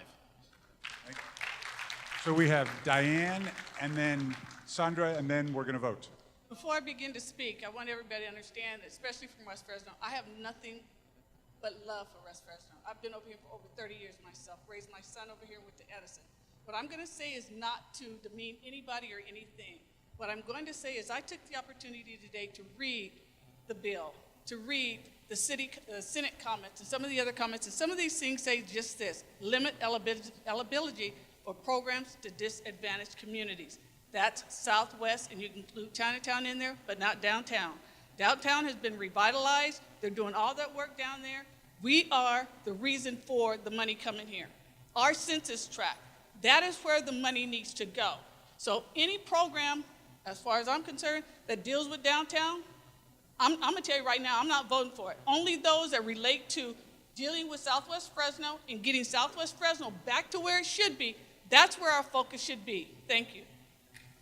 So in a moment, we have Sandra, and I just want to ask, I know there are some other members who have been raising their hand, and this is, in the end, a decision for the steering committee. So why don't we don't need to take, we'll do a show of hands to see if it's clear.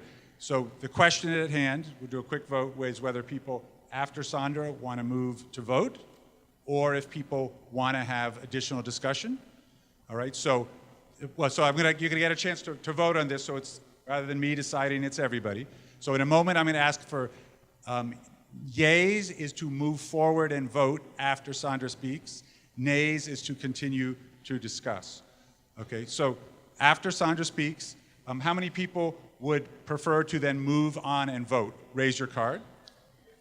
Okay, okay. Right. Terrence, sorry, Terrence, no, the rules are all the same for everybody, Terrence. Terrence, no, I'm sorry, Terrence, it's not, there's no exceptions. There's no exceptions.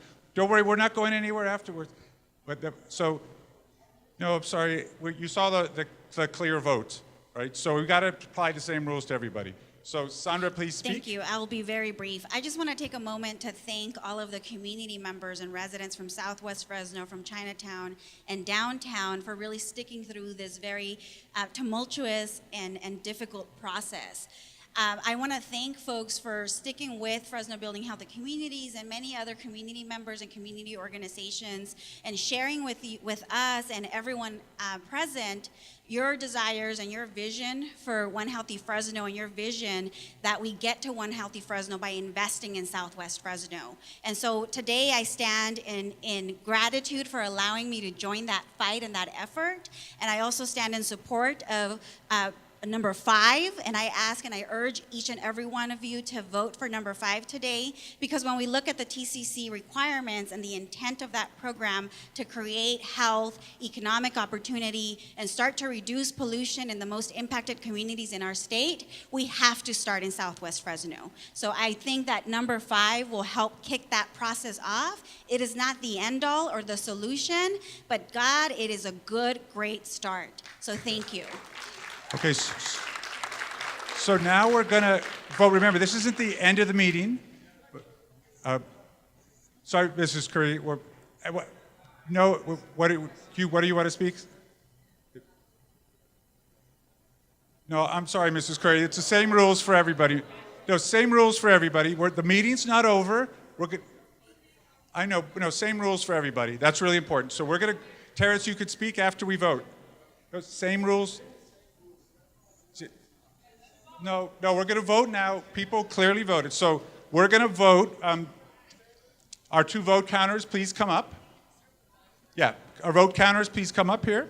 So what we're going to do is we're going to vote on all 5 proposals, all right? So as we go down the list, remember, you're only voting once. We're going to watch, but you're voting once. We're going to start with proposal number 5. We're going to go down 5. And please, we want to vote for all of them, and we want to actually count, because this is clearly a historic moment. So even if there's a lot, let's say everyone votes for 2.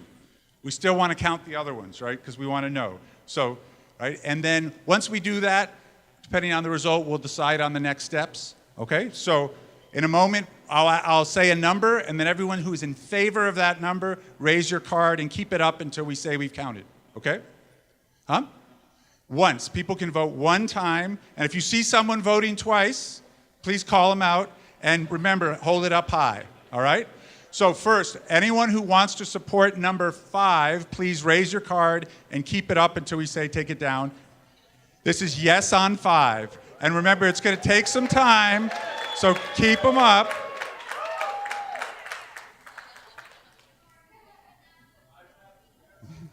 Keep them up there until they're all counted. No. Keep them up until they're all counted. Yeah, no, that's okay. We trust folk here.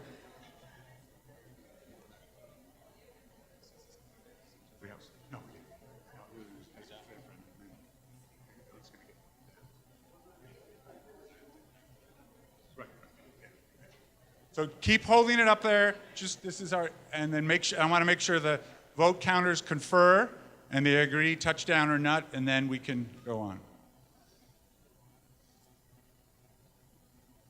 Yeah, lots of pink. I saw pink at another event that was important recently.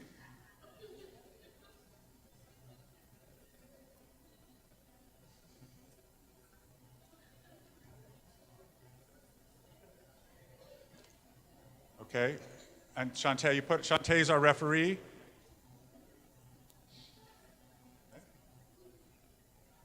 125 votes for number 5. All right. Okay. Because, again, this is a historic moment, so let's follow through and complete the process. Well, we'll see at the end. Yeah, let's go through all of them.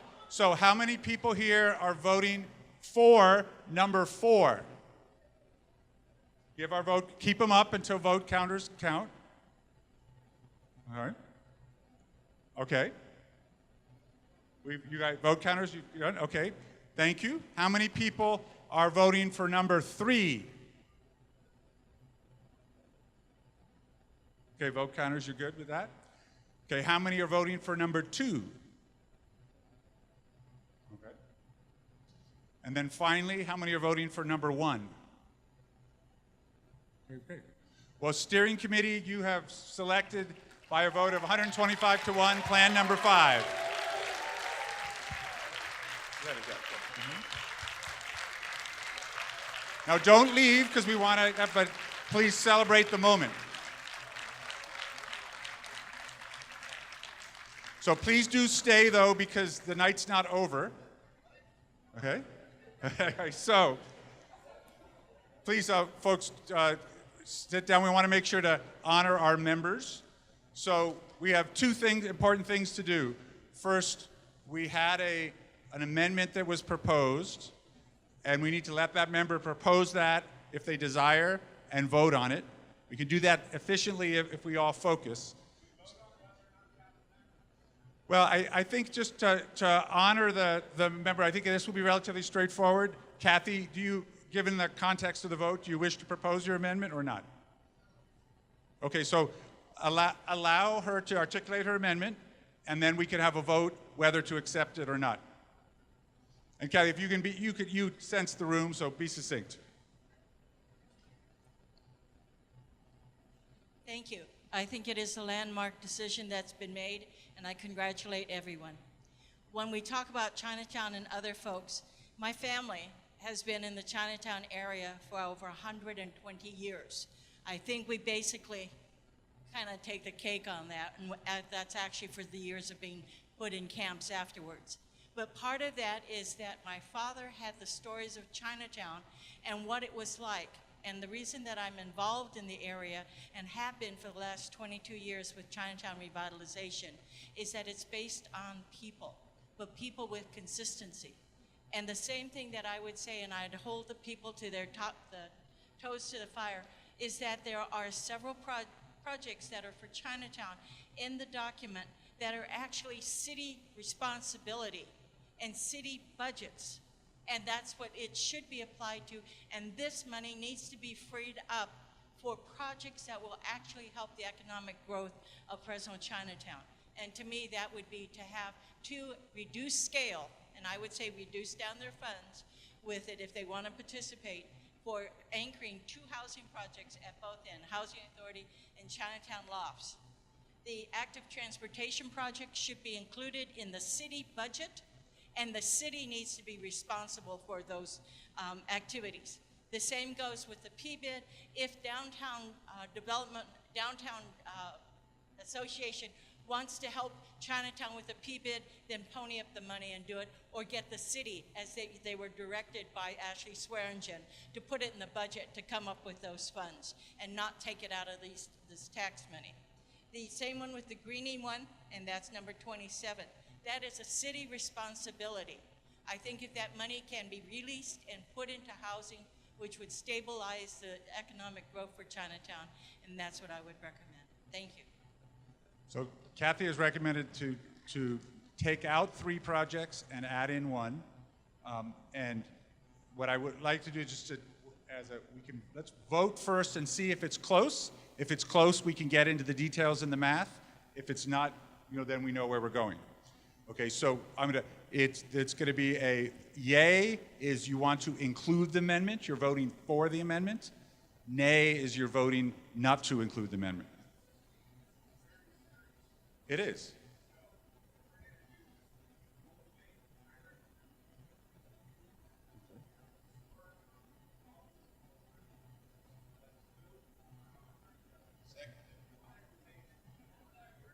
Okay. Okay. So we can have that. So we'll have a procedural vote first. So this is a vote. First, this is not about the substance of the amendment. It's about whether or not to consider amendments, right? So if you vote yay, you're saying yes, consider amendments, including this one and any others. If you vote nay, you're saying don't consider amendments, and the vote stands as it is. Is that clear? So first, remember, voting members, who's in voting yay in favor of considering amendments? Okay. So if we can make sure to count, please. Keep them up high until they're counted.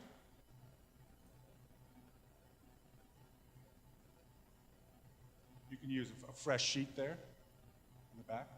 Extend it. Keep them up, please. I'm sorry, we want to make sure we catch everything. You can just use a fresh sheet.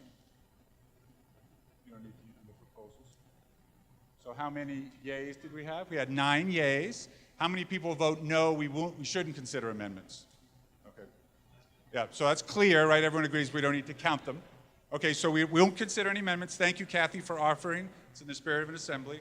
So our decision is officially confirmed. We've selected project number 5, and we're going to move forward clear in great unity.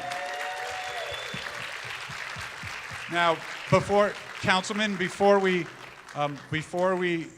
go to final next steps, so H, if you could come up first. Yeah, just one sec. So what we want to do is, yeah, exactly.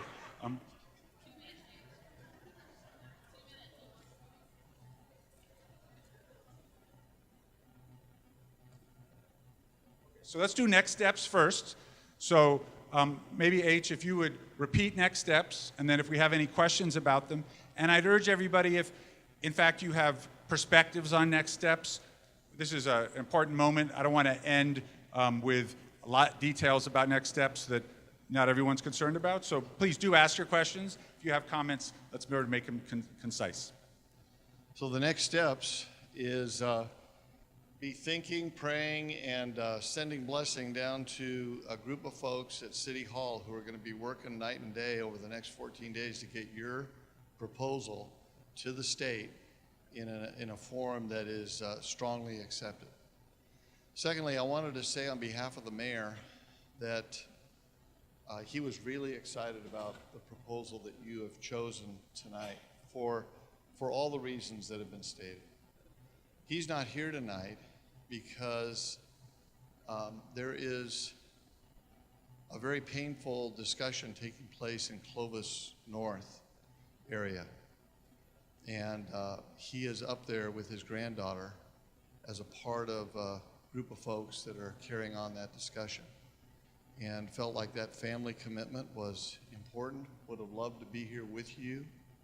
But he does strongly affirm and is grateful for this process. And so on his behalf, thank you, and he looks forward to working together. Over the next several weeks, you'll be hearing more about ways that this is going forward, but right now we're looking at 14 days of hard work. So thank you for voting so powerfully tonight. This is one of the other things that the mayor is very committed to, is that this be the first wave of resources along a conduit that connects Southwest Fresno, Chinatown, and downtown in a decade of development. So thank you. If you could stay with me in case there's next step questions. So, yep. So we want to see if there's any hands on next steps. Say your name loudly so Mike can put it on the list. Sir, say your name loudly so Mike can put it on the list.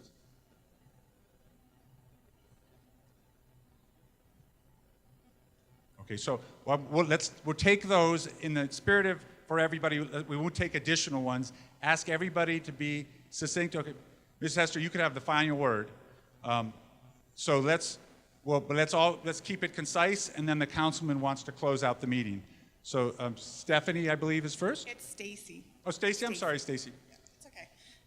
Okay, 2 questions to the next steps. One is October 9th is our next meeting about displacement, right? Mm-hmm.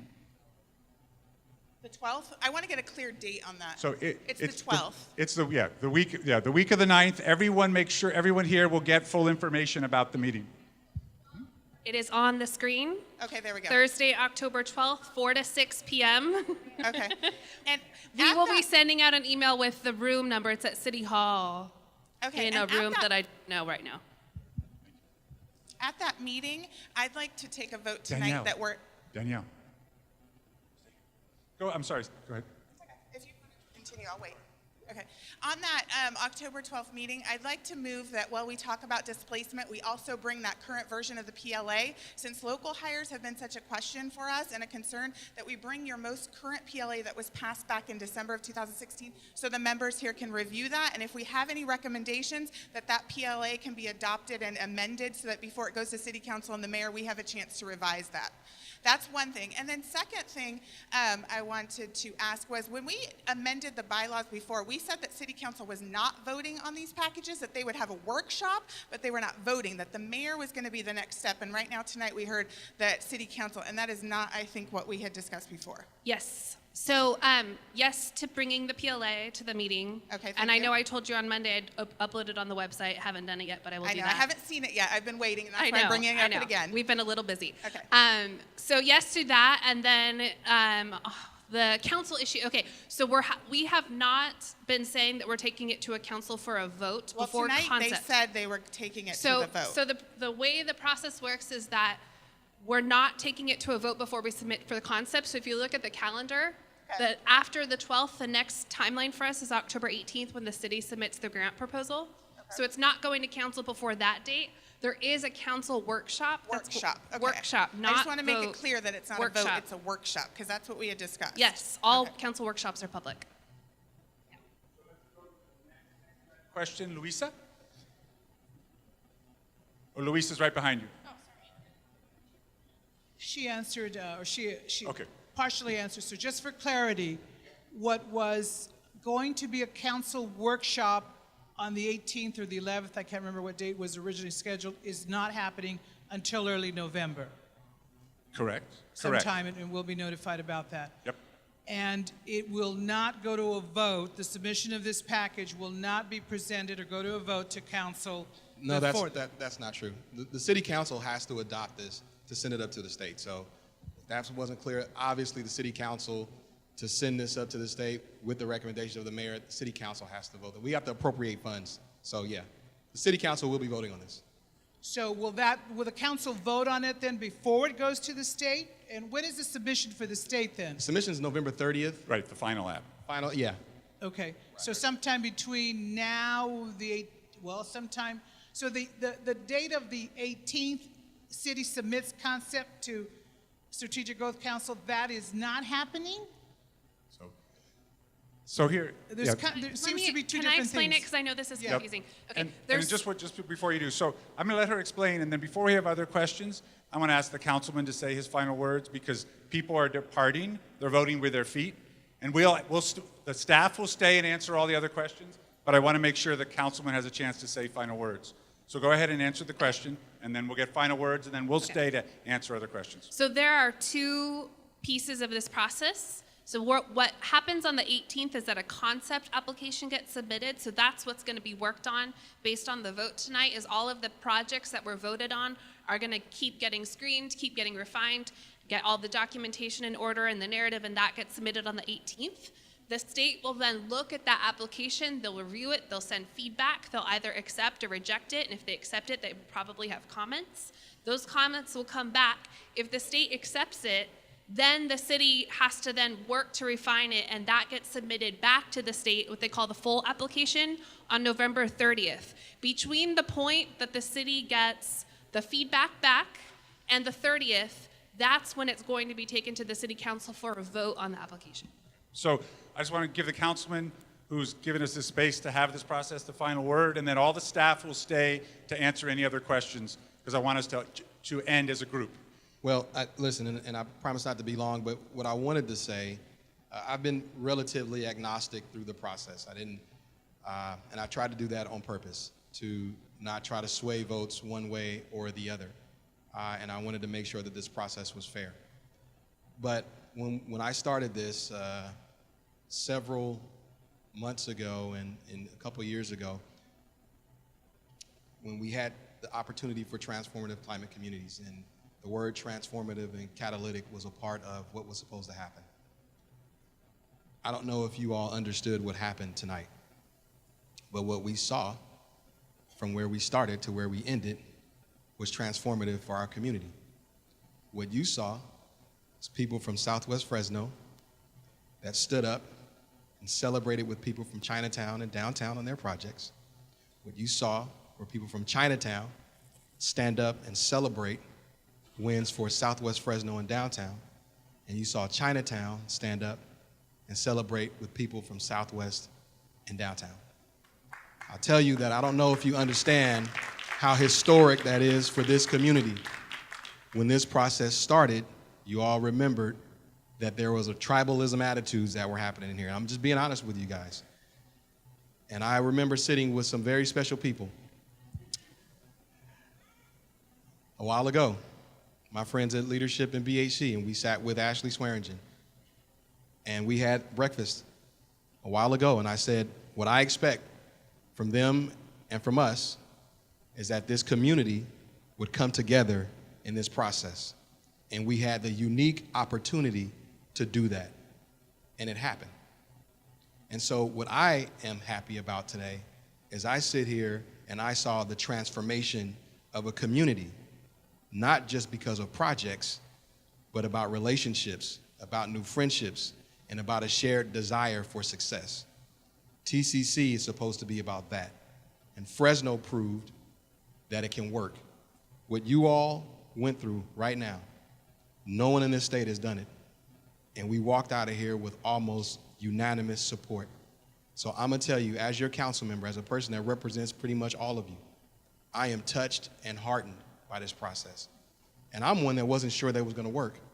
I'm a skeptic about stuff like this. but I'm gonna tell you that I am heartened.